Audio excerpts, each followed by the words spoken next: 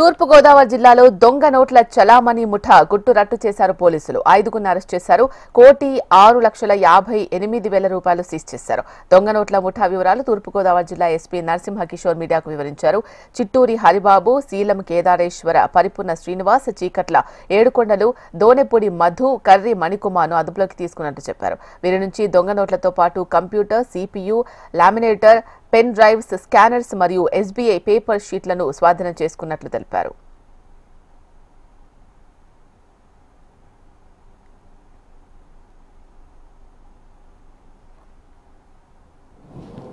మరొక ఇద్దరిని శ్రీనివాస్ అని, పరిపూర్ణ శ్రీనివాస్ అని ఒక ఆయన, ఈయన కాజులూరు మండలం కుయ్యేరు గ్రామం.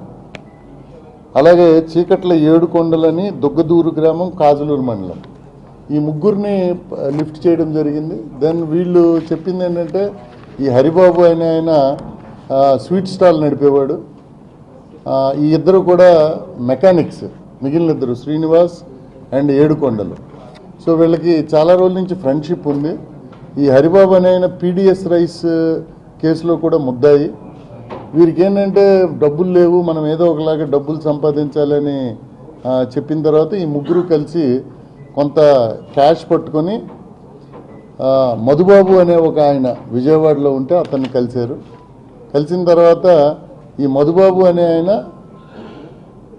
మణికుమార్ అనేటటువంటి మెయిన్ ముద్దాయి ఇవన్నీ వాడి ప్రింట్ చేసి, ఇప్పుడు ఎవరైతే ఈ ముద్దాయి ఉన్నాడో ఇతను.